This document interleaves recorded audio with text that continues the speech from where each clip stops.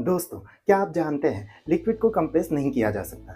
जिस भी साइंटिस्ट ने इस चीज़ की खोज की होगी वो ज़रूर अपने समय के एक महान साइंटिस्ट होंगे, क्योंकि लिक्विड के इसी एक प्रॉपर्टीज़ की वजह से जन्म होता है हाइड्रोलिक्स के कॉन्सेप्ट का। तो आइए शॉर्टकट में जानते हैं इसके डिटेल्स के बारे में। तो दोस्तों, जब लिक्विड की इस प्रॉपर्टी को खोजा गया कि उसको कंप्रेस नहीं किया जा सकता है, तो साइंटिस्ट ने एक एक्सपेरिमेंट किया। उन्होंने एक क्लोज्ड वेसल में लिक्विड को भर दिया और दोनों साइड में पिस्टन्स को कनेक्ट कर दिया। गौर करिएगा, यहाँ दोनों साइड में पिस्टन और सिलेंडर का डायमीटर सेम है। तो जब यहाँ से लोड अप्लाई किया गया और पिस्टन डाउनवर्ड आया, उतना ही पिस्टन जो है आपको अपवर्ड गया।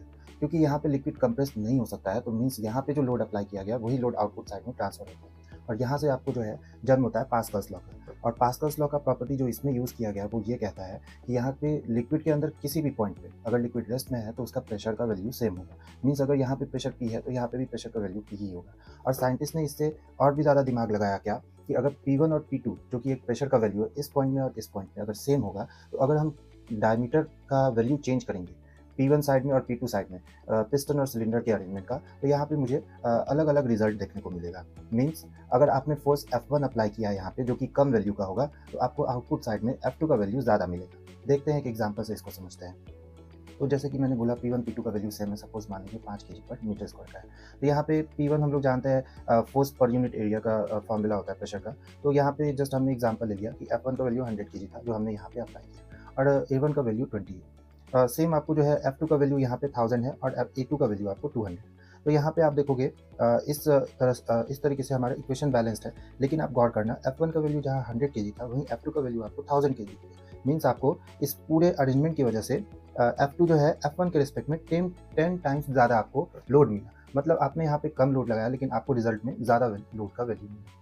अब यहीं से आपको जो है हाइड्रोलिक सिस्टम का भी कॉन्सेप्ट सामने आता है। हम लोग सेम अरेंजमेंट यहाँ पे हाइड्रोलिक सिस्टम में करते हैं। हाइड्रोलिक सिस्टम में क्या होता है, हमने यहाँ पे हाइड्रोलिक पंप लगाया है जो कि सपोज 70 केजी पर मीटर सेंटीमीटर स्क्वायर का प्रेशर जनरेट करता है। तो यहाँ पे जो है अगर हमने यहाँ पे एक मल्टीपल सिलेंडर से कनेक्ट कर दिया इस लाइन को, और सपोज पंप का फ्लो रेट अगर सेम है, तो यहाँ पे आप गौर करिएगा, यहाँ से जो प्रेशर रहेगा वो सब जगह सेम रहेगा। मीन्स पी का वैल्यू जो है वो इक्वल होगा P1 के, P2 के, P3 के।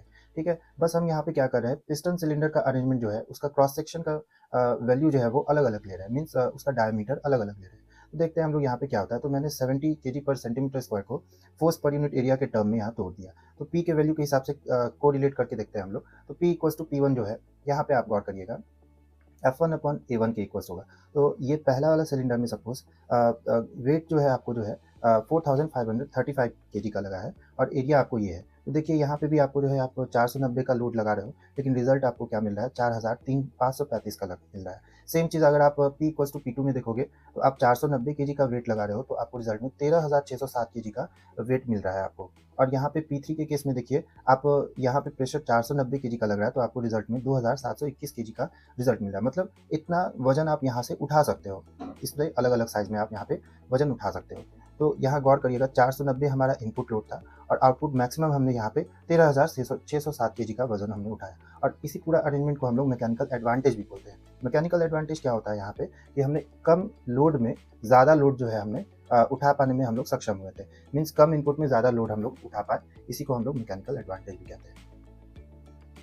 इस तरह के इंटरेस्टिंग वीडियो से जुड़े रहने के लिए मेरे चैनल को लाइक करें, सब्सक्राइब करें और शेयर करें अपने दोस्तों के साथ। Thank you.